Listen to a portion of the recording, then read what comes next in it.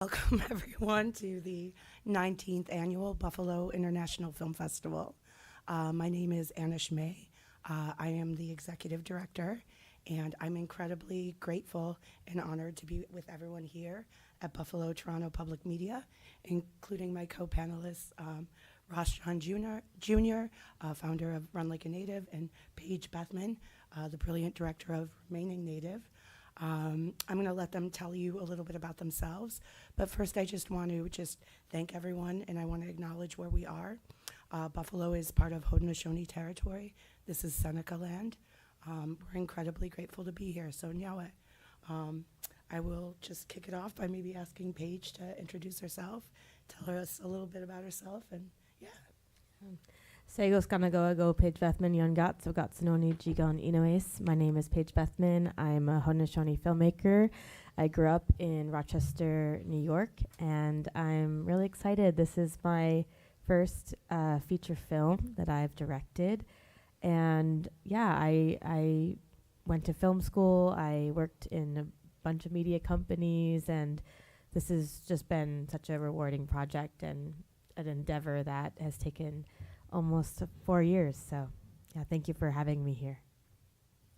Hi, everyone. My name is Ross John Jr. I am the co-founder of Run Like a Native. We are a not-for-profit organization, actually just got fully accredited with our 501c3 status, which we're very excited about. And our mission is to promote Native athletes and their advocacy through running. We try to sponsor runners into local and national races, solicit donations to, get gear to people that can't afford, running gear and whatnot, and really just try to be, we have this pillar of being a messenger because it's a big role in our community. So we want our sponsors and we want our runners to basically carry the words of our people, and just whether it's running or just on social media. So That's amazing. Yeah. And while we're talking about running a little bit, do you mind telling us a little bit about what's going on at 5:30 today? I trust your words more than mine today. Yeah. We want to first say yowing to Paige for, we actually saw this documentary about a month ago, and it's awesome. I'm just telling everybody on the stream right now that you better be there at 8:15. And she asked if we could do some sort of event prior, and we're local to the area, and it just made perfect sense to do like a 5K. So we're going to be doing at 5:30 today, leaving right from the North Park Theater. Like, you can just go right underneath the marquee. That's where we're going to be, and we're going to do. It's a fun run walk. We're not going to be timing anybody. We just want everybody to kind of gather and just get a little bit of exercise in. It's going to be a beautiful day, and just come out and support. And we'll be underneath the marquee for prior to the screening, and we'll have some giveaways. I'm making corn soup, so try to keep everybody a little bit warm, and we got some nice other stuff that we're going to be giving away. So we encourage anybody just to come through, and it'll be the pre-event before the screening. This is our 10th run that we've hosted alongside our film on the festival circuit, and it's just been so amazing to be able to gather and talk about the film outside of a theater space. The film is just one prong of a much larger conversation. And when I met Ross and I learned about what they did with their run that they ran across all Seneca territories, and just their mission of empowering Native youth, Native athletes. That was one of Ku's biggest obstacles. He didn't have support from his community. He didn't have a coach. He didn't know which races that he could even compete in as a high schooler. There were all these national meets that he could have been going to for a long time, and it was almost too late for him when he finally was taught by a coach that he could qualify and go into these places. So it's just so crucial to have that community support and to find ways to run with intention. And we try to use these 5K events as ways to bring people together, local runners, filmmakers, community members, just to take part in that conversation. Have some change through movement, move our bodies, be together, celebrate. And it's just been tremendous, the response that we've had with these runs. So it's been exciting. It's really awesome. This is the first time we've ever hosted a run at BIFF. I hope it's not the last. And do you mind telling people, we have a link to Run Like a Native's Instagram page, but you do runs like every so often, or mostly in the summer? So we're kind of just opening up, casting a wide net on what we want to do. And what we've been doing, at least since the beginning of the year, is we'll pick certain races. Like we sponsored a couple runners into the Buffalo Half Marathon. And we actually, this coming Sunday, we have 8 runners that we sponsored into the Toronto Waterfront Marathon. So we're regional, but we're operating as a national not-for-profit. And me and my wife, co-founder, we've traveled and we know different native territories. We lived in Denver, and like we're going to be doing more events outside of New York in this area, and also New York City. So that's kind of one prong of it. But the other thing that we did is to showcase that messenger role. We actually did a messenger run from between our territories. So this past year this past month we did our second one. So the first one we did from the Cattaraugus territory down to Allegheny, which was it's about 36 miles, and just relay style, one person at a time. Or we had a group of 2 or 3 people at a time, but it literally was just taking all the good thoughts and the goodwill and the words. We did prayers and stuff prior, and just like our ancestors did, just running those words of the community from one community to the other one. Like, that had to be done before, because we try to showcase that it's easy for all of us to talk to our friends and family with our phones and look up everything on the internet, but you have to remember that somebody had to put their body on the line to, like, for the betterment of their community, to be like, we need help, or you need to go and tell them about this event. Like, these are the words, and just take off as fast as you can. Could have been 10 miles, could have been 100, could have been 1,000. And, the rain, sleet, or snow, they were the post office before the post office, So, and then this past September, we went north. So instead of 36 miles, we did 45, and we went from the Cattaraugus territory up here to Buffalo Creek. And it seems like it's going to keep growing. So we want to keep that's a big pillar for us, is like to really showcase that messenger, those relays, because, people forget about it. Mm-hmm. It's true. People forget a lot of things, including what Buffalo was, right? Buffalo Creek. It was Doshowe, I think the name. Right? Yeah, Doshowe. And one thing that we also wanted to showcase is when we left, we could have ended downtown. We could have ended at, maybe the casino and stuff. But I purposely wanted to go to Forest Lawn Cemetery. And then what most, anybody from the area might or might not know is, they think, okay, Rick James is buried there. That's like, it's true. But right on the corner of West Delavan and Delaware is Red Jacket.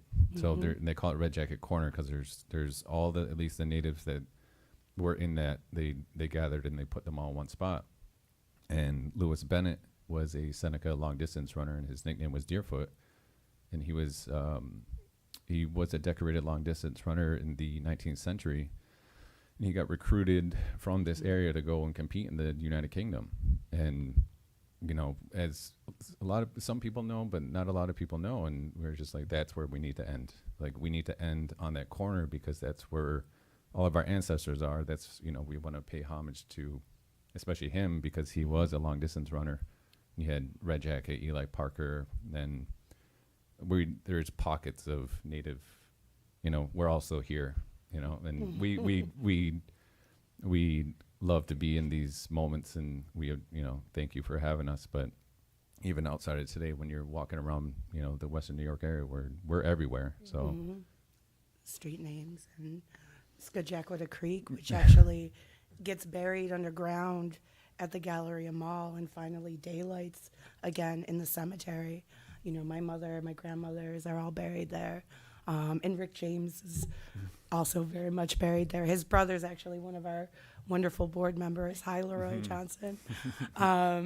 So it's a really interesting place, a really special place in the city too. And this time of year they do strange little tours where actors come out and perform residents of the place. So without getting too macabre, and because I really want to talk about this amazing film too, thank you so much for sharing all that, because I think people know so instinctually that they forget, and then they don't really know. So anytime you have the opportunity to bring this information to light, it's a good one, I think. But yeah, no, I want to first of all just compliment Paige on her amazing work. This film is so incredibly rich and layered and nuanced and emotional and honest, and it's one of my absolute favorites in the festival. I know we're not supposed to say that, and I usually immediately out myself because I can't help it, but this is one that I've been very, very excited for. So thank you so much for taking the time to come here in person. I know you've been moving all over the country, showing this film, showing up for this film, hosting these runs. I think it's just amazing, amazing work that you're doing. And I'm just so impressed. But one of the things I really love, I mean, you can't help but kind of fall in love with Ku. I mean, he's absolutely amazing and just, yeah, so relatable and raw and honest. And I wonder how you were able to build such trust with him, how you met Ku, and then how you got him to open up the way that you did. He says certain things in the film that he admits in the film he hasn't said to anyone else. So I think it's really beautiful, your relationship. Yeah, Ku is like my little brother now, and his family is my family, and that took time, and it took me really understanding just how I was raised, that you don't just enter a Native community and take and leave, and that goes with storytelling as well. When I heard about Ku's story, it was a friend of mine sent me an article that was written about him and his desire to want to run 50 miles across the desert. And when I read it, it was right around when the Kamloops, a residential school, the discovery there of the 215 unmarked graves of Indigenous children. And I think for me, it was like witnessing people who had no idea about this history, but also seeing responses from my own community and just remembering what I grew up knowing about boarding schools. My great-grandmother attended a boarding school in upstate New York, and it had lasting effects on my family. And so when I approached Ku's mom about this, I messaged her on Facebook, and I didn't want to message a 17-year-old boy. I thought to be this creepy lady.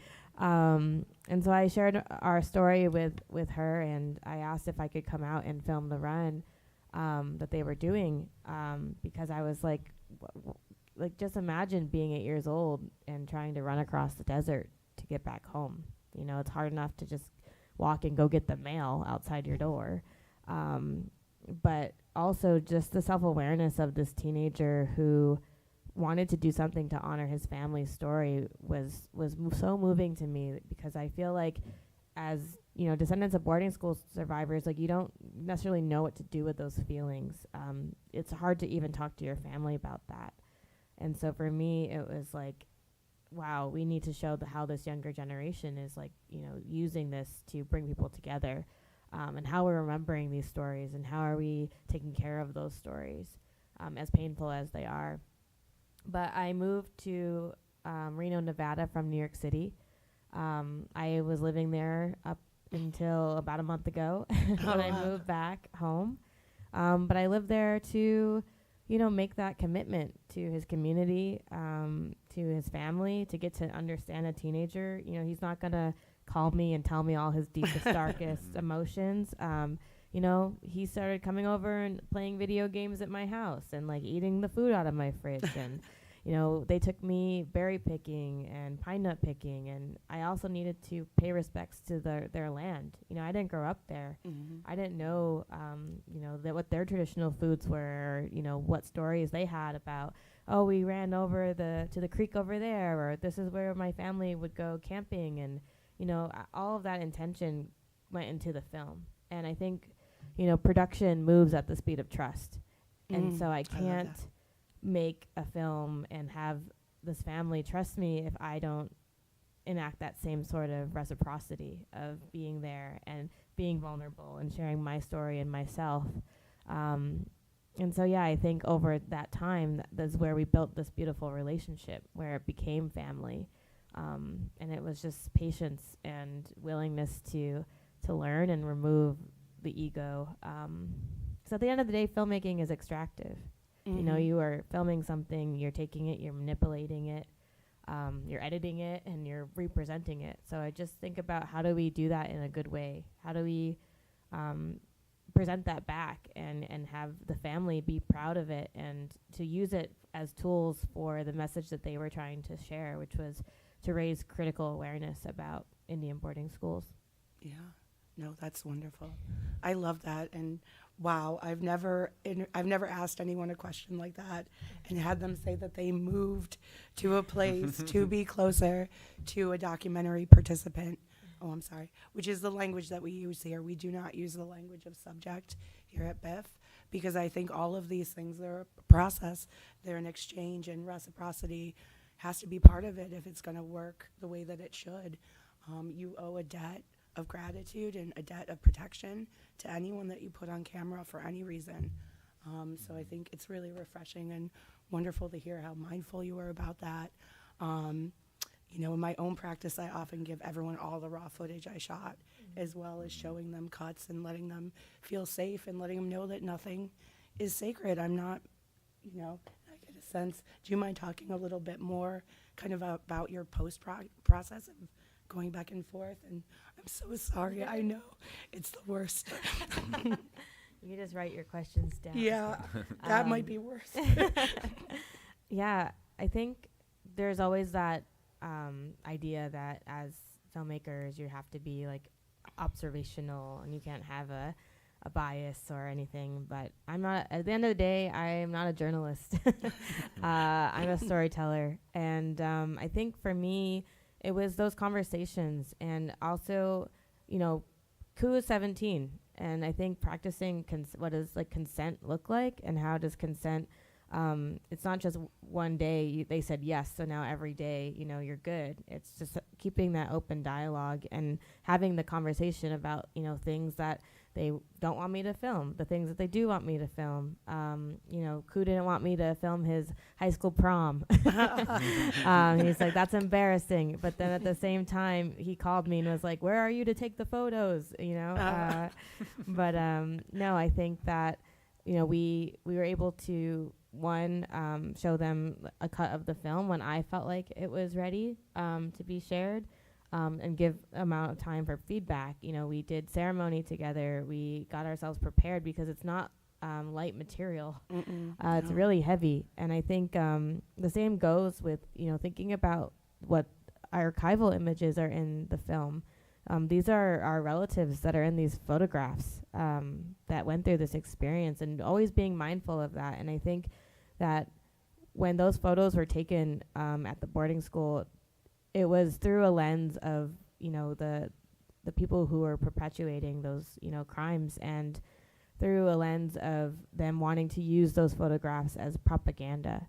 And I think for us, it was how do we find agency back in these photos and really connect to these children, as individuals. How are we using the photographs to single in on kids instead of looking at such a whole spectrum?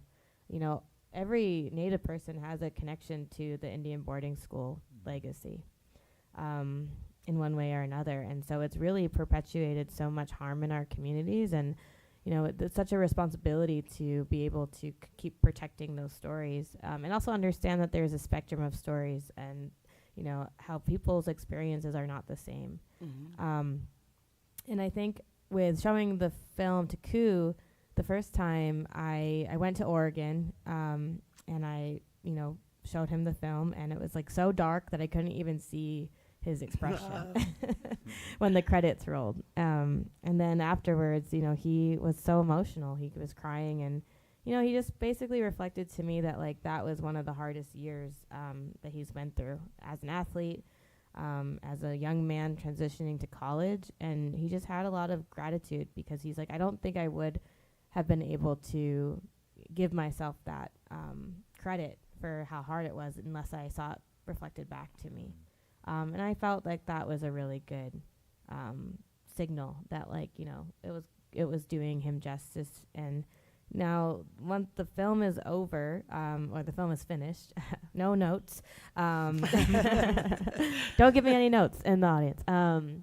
But, the work still continues. His mom is on our team. She's our impact coordinator, who does outreach. So, she gets in touch with folks and helps connect people, and, invites every Indigenous community in the area when we show the film, and every run club, every run store, and really does a good job to let people know that we're going to be there and we want to, be in community with them.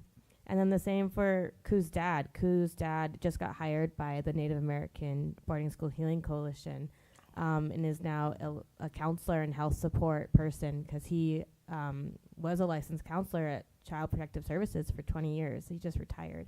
But now he's back at it with this film. So I think, the idea of transparency and consent is everything. It's all part of trust building. And and same with our external partners. We got to meet and decided that this event is something that would be beneficial to all of us, and to connect and, help to promote the work that we're doing in the community, to bring people together, to run with a purpose, with the messages. And it feels good to have that be a part of not just getting access, but a part of the entire ecosystem of making a film.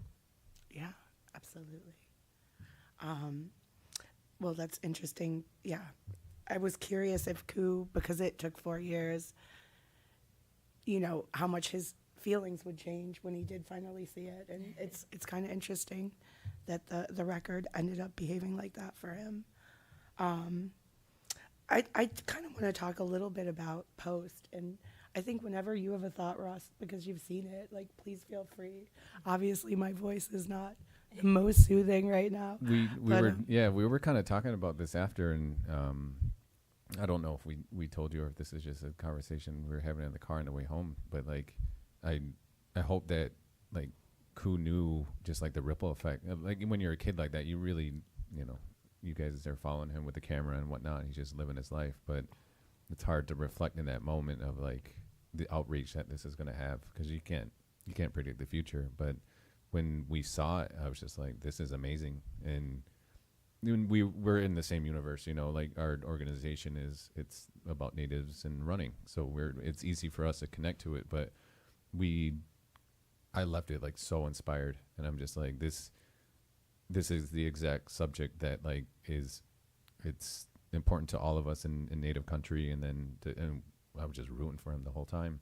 So like, as soon as we linked up and we were talking about this, I'm like, it started just as that story. And then it's like, you said you did the 10 runs and all the film festivals that you've been doing, but like that reach just keeps growing and growing and growing. And like, we're happy to be a part of that. So like, even in this Western New York area, it's just, I hope he knows that, like at the end of the day, like how far his story is going. Yeah. I'm sorry, I haven't seen the film. That's okay. So I'm trying to figure out. Oh, yeah. Sorry, yeah. No, that's okay. Okay, I haven't seen the film, but so you follow him around with the camera during his daily activities? Yeah. Okay. For just like 4 years or so, yeah. Okay. And Do you want to know why I did that? yeah. Okay. I did that because Ku organized a run that he did with his community, where he retraced the 50 miles of his great-grandfather who escaped an Indian boarding school when he was 8 years old. I And read that part. Yeah, and so at the same time, Ku was trying to make it to a D1 university as a long distance runner. And so he didn't have a coach or a team or any support. And he had to run 2 miles in under 9 minutes. Most people can't run 1 mile in under 9 minutes, let alone 2. And so the standard that he had to reach in a state that had no competition for him runs in parallel with this idea of his great It's in grandfather Nevada. Yeah, yeah. Where does he live? in Nevada. In Nevada. Hmm. Yeah. And I think it's really kind of unique and beautiful to see you kind of weave together this like coming of age story and this like sports doc, and where you find motivation through pain and processing all of that. And you're able to kind of build that into this really kind of emotional journey for the viewer, without any spoilers. Yeah, it's really wonderful. I think you'd love it. I plan to see it. Yeah. If I can stay up. 8:15. 8:15, Yeah. North Park Theater, and it's free. There's a spot coffee right there at the Yeah. corner. Just go get a coffee right before. Yeah. There's That's gonna be. awesome. I heard there's gonna be some awesome corn soup Yeah, too, corn which soup. is Yeah. pretty rad. Could I be able to ask if you can just dive a little deeper into that process of finding that perfect balance between like this coming of age sports story and then with a subject that is so heavy? Like, how were you able to find that perfect balance?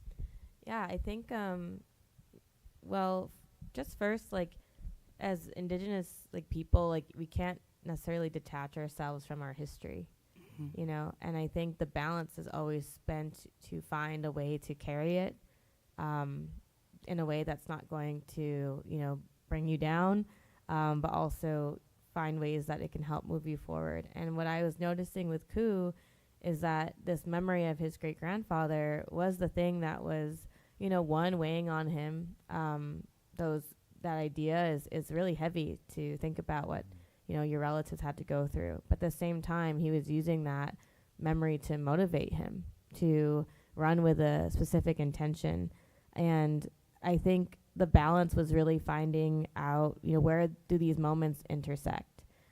So, you know, Ku's great-grandfather, you know, running away 3 times as an 8-year-old boy through the desert is, you know, the challenges that came with that, the fear that came with that, and just knowing that that's not an isolated story, that so many children did that. While at the same time, Ku is running towards a dream away from his community. So looking at the tension building there, but also ways in which, you know, that is hard for a young person to wrestle with, and maybe learning that, like, you don't have to abandon your identity in order to follow your dreams in this world. And I think that's the message of the film, is that you can learn how to, you know, keep those stories with you. And so finding that was like laying out what is the sports story of the film very clearly in the edit. So we like laid out every, you know, race and meet and training opportunity that Ku has had, the progress that he was making towards, you know, his goal of getting under 9 minutes. And then we did the same thing with his great-grandfather's story. So starting from the day that, you know, the government shows up and takes you away, you know, up until the moment where this is resurfacing in the news in 2021. And then so we looked for those intersecting points. Yeah. So what I would really like to know is what was your process of care for yourself in going through this as a compassionate person who is personally connected to the material through your own family, through your own community, because that can be heavy too. That's a great Yes. question. Yeah. Yeah, definitely heavy. I think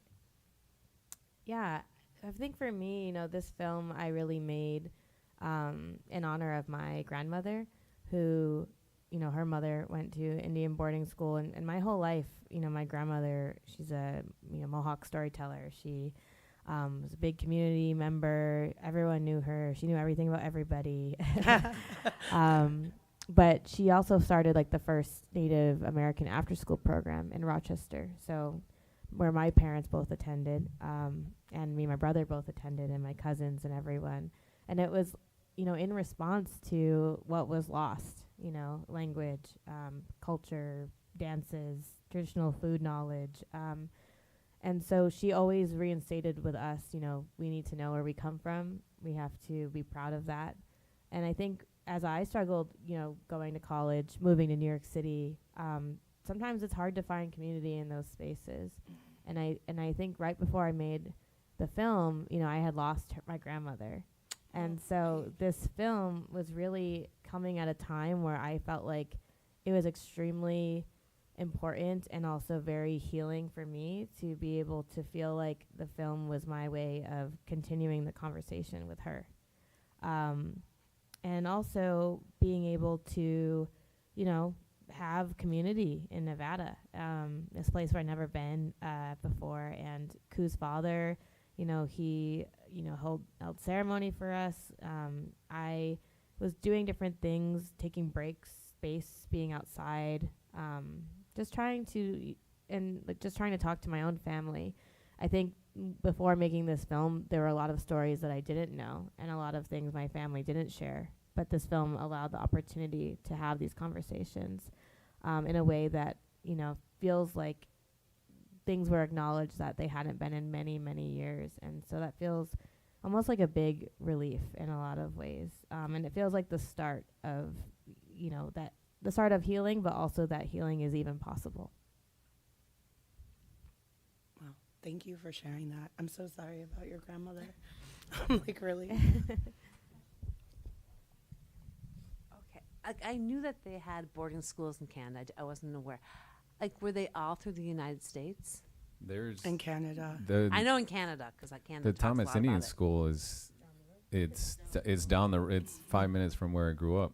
So What was whenever it called? the Thomas Indian School. Okay. Anytime anybody in this area goes down to the Cattaraugus reservation in Irving, one of the old admin buildings right next to where the William Seneca building is, where the main admin building is, it's still the old building. There's a grave site there, and some of them were kids, some of them it starts to bleed into the community like after the fact when it closed down. But the idea with, you know, these are all over the place, you know, Carlisle and PA, and so everybody here went there, but then we were getting kids from Ottawa, we were getting kids from like all over the place, like even it's tough for a kid to be pulled out of their home if it's only 5 miles, let alone multiple states away. And it's the There's trauma of leaving your over 400 boarding schools that were federally funded in the United States.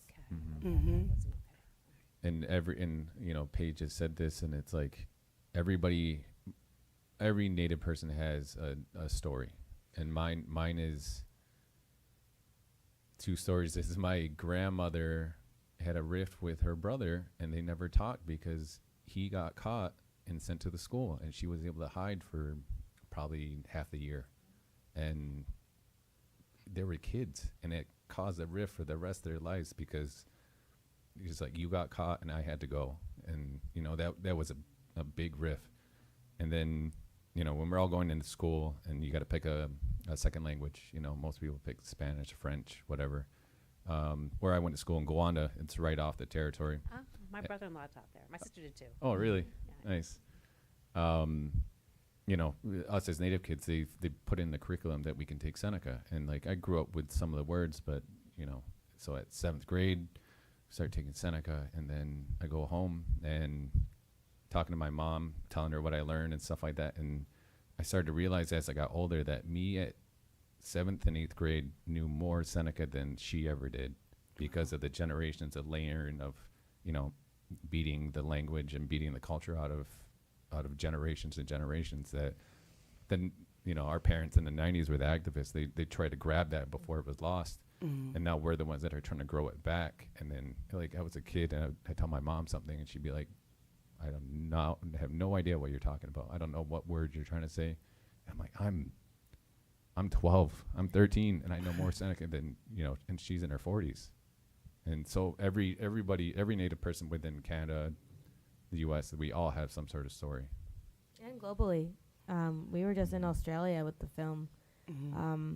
We got invited to the Sydney Film Festival, and Ku came with us, and you know, they had mission schools there. Same process of forced assimilation by the government.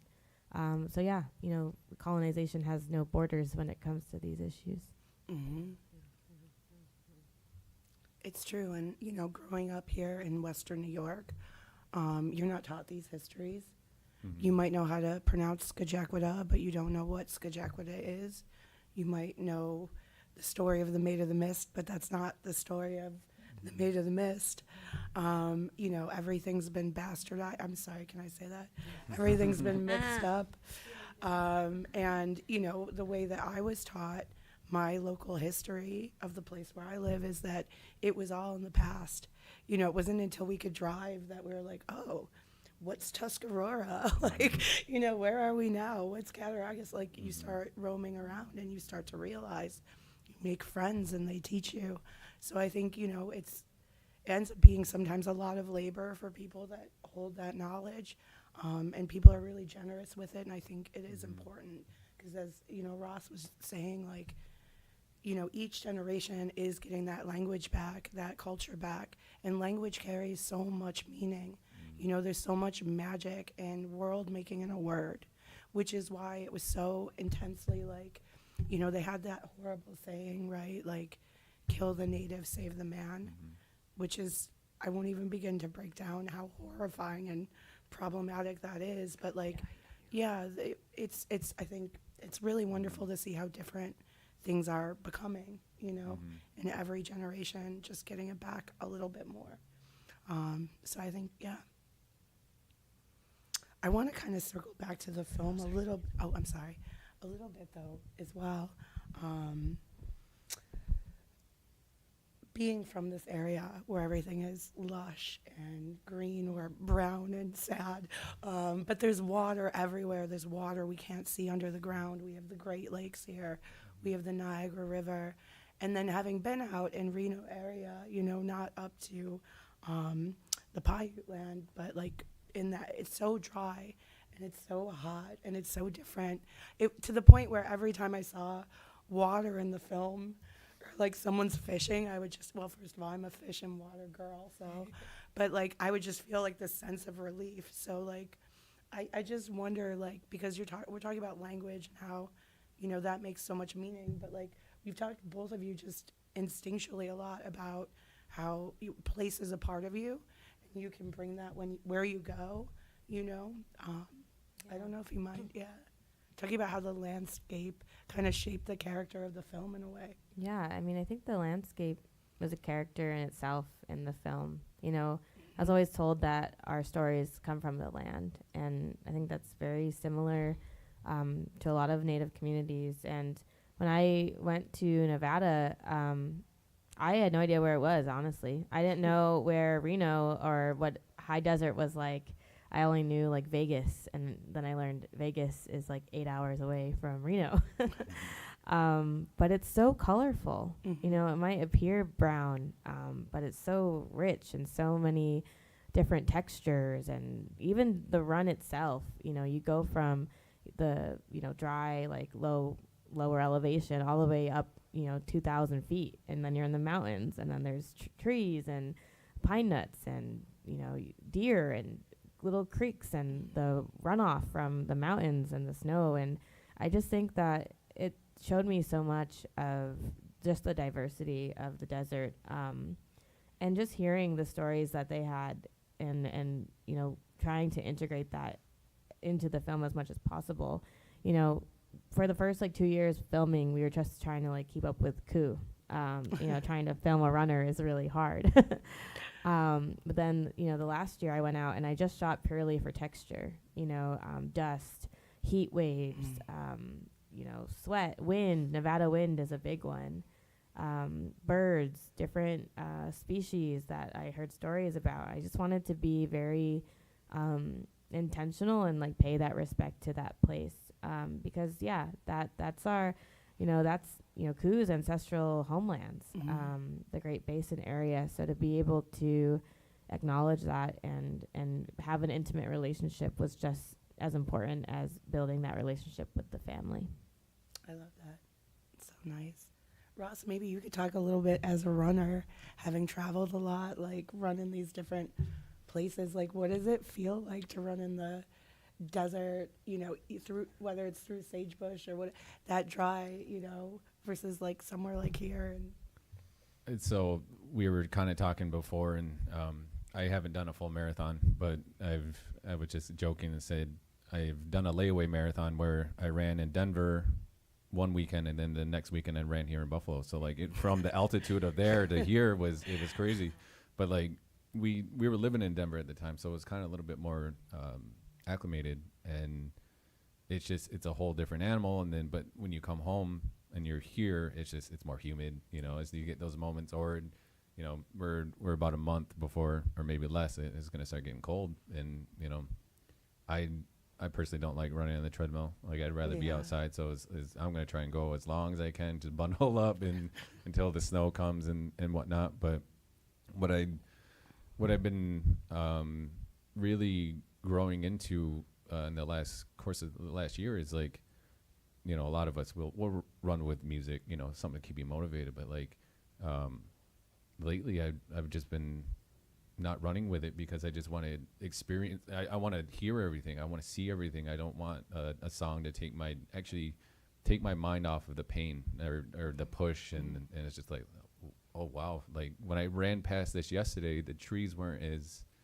they were still a little bit more green. Or like this week, being really attentive to your surroundings. And a big part of this too is like whether you're a walker, you're a runner, you're a hiker, anybody that just wants to be out in nature, is you're seeing what we call the creator. You're seeing the creations as is. It's beautiful just to get out there. It's different from playing a different sport. Basketball, you'll be in the gym all day kind of thing. This is a pure way to just see the land that is here. So even when we travel, it's like, okay, let's go for a run and just let's see let's get a lay of the land. And it lay of the land could just be like, oh, I want to see where everything is, but no, we're literally going to go see the lay of the land by traveling it. I also think when I was filming Ku, when he's running, like he's literally running on the memory of his great grandfather. Like that is the same space, the same trails. I'm sure the land changed over time, but like that's there. And I think one of our goals in the film was to figure out how to express like ancestral muscle memory. Like how does that feel? What is that like visually? What is that sonically? And so we did a lot of things with, breathing is a big, sound component in the film. The sound of the foot striking the dirt, striking the gravel, the sounds of the birds that are around and the crickets. And how are we evoking spirit through running? That is such a personal thing that you can connect with. I wasn't a runner ever. But I grew up a figure skater. And I think for me, like that, tapping into your inner power to try to push through something really hard is definitely something that I could relate to. Absolutely. And I was actually thinking about breath too with the running, because when you're at those high elevations, it's so hard to breathe. Or like in the winter here, when in my case you're walking fast, I also don't run, but maybe someday. And that's maybe today at 5. Yeah, Maybe there you today go. at 5. I'll be the one like. But like when you travel, and whether it's Vegas or in Denver, or even just going up to like Nova Scotia or any stuff, like you see all these roads and you're just like, okay, I can get from point A to point B. And then as we started this organization and like really diving into the messenger thing, is just like even here in Western New York, when you're going down the 90 or on the 33 and just looking at this, is like it's really easy for me to get point A to point B, but other people just had to just either walk or run this, or even carry their gear and all this stuff like that. And it when you put yourself in that mindset, you really start to just take a full appreciation of the lay of the of land, and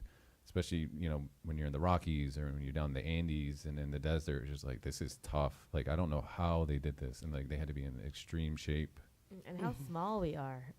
Yeah. It's just scale. The land is so massive and so powerful. And I think that's something I felt on the run. I ran a 5-mile leg on the third year, and yeah, I didn't feel like I was making any forward progress in the desert. Like you run, 2 miles, and you're like, I feel like I've seen this bush, here I've been chasing after this one bush forever. And but the one thing I did kept looking at were the clouds, because the clouds are the only thing that was moving, and so that was like what was keeping me, going, was trying to like chase the clouds and just experiencing that. But I think it also is very humbling. It kind of is like, this creation and the land itself is just you're just you in that moment, but like this is so much greater than you.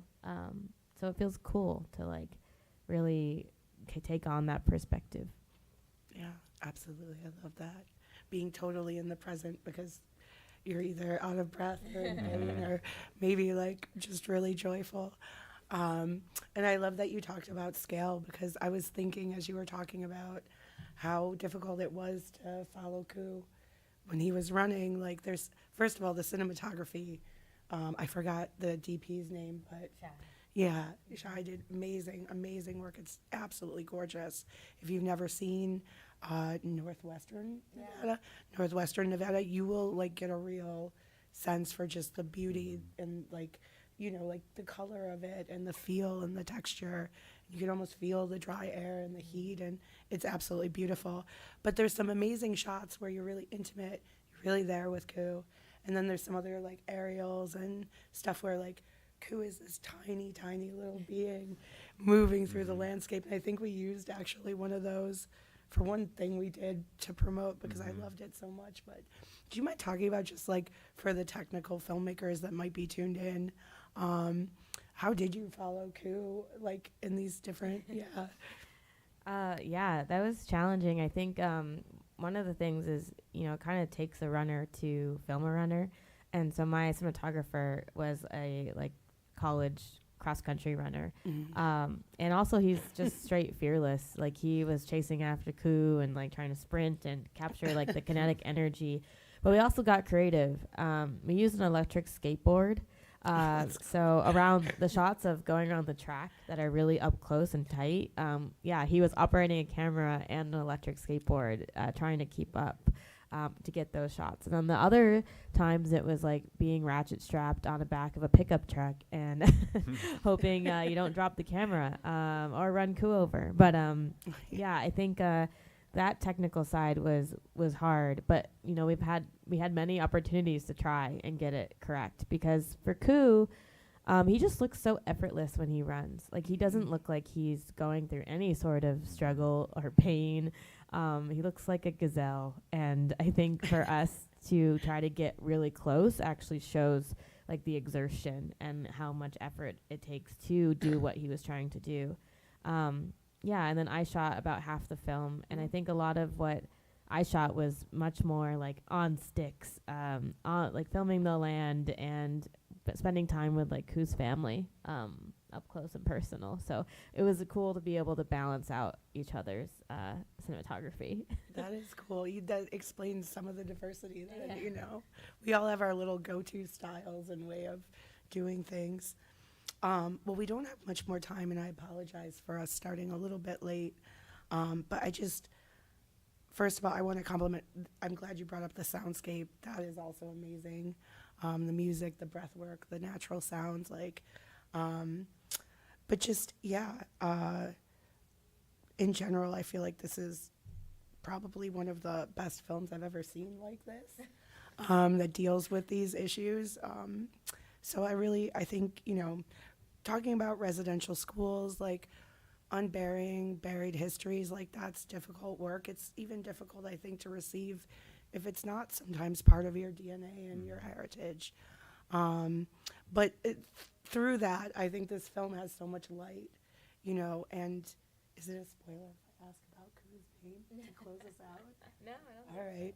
Then I'll say, going back to kind of where the conversation started, excuse me, and how much Ku trusted you, and apologies, puberty is really hard for us little boys. How much Ku trusted you. He told you his name at one point, which honestly, like, this whole conversation has been about shedding light. Do you mind just telling that kind of moment and story, and then we'll just say thank you to our audiences? And Sure. Ku's name, Ketevin, means to bring light from the darkness. And, he expresses in the film how he feels that's a really heavy title. He's like, there's a lot of pressure because to bring light from the darkness, refers to the sun. And the sun is, the whole world revolves around the sun. And, he feels like he's not ready to take on that responsibility. And so you'll see, if you come watch the film tonight at 8:15 at the North Park Theater for free, that, he might accept his name and he might not. And I think for him now, thinking about that, I have one opinion about it, but Ku has another. But, he always wants to chase the person he wants to be 5 years down the line. And he really lives by that. So I'll just leave it there. But no, thank you so much for having me. Thank you for joining. Of course, yeah. Thank you for having me. And come out to the run at 5:30. Yeah. You can walk, you can clap, you Got can an eat. hour and a half. You can eat soup. So we'll see you there. Thank you so much. Yeah, thank you. And Going. thank you again to Buffalo, Toronto, Public Media, Catherine Larson, Rich, the whole team. You're wonderful hosts. You're wonderful guests. Thank you so much, Paige. Thank you so much, Ross. Thank you, Jess, who's also a founding member of Run Like a Native, right? Yeah. All right, well, we will see you at the run, and then we'll see you at the film, and then maybe we'll see you afterwards for a bite, because we might be hungry if we don't fill up on popcorn. But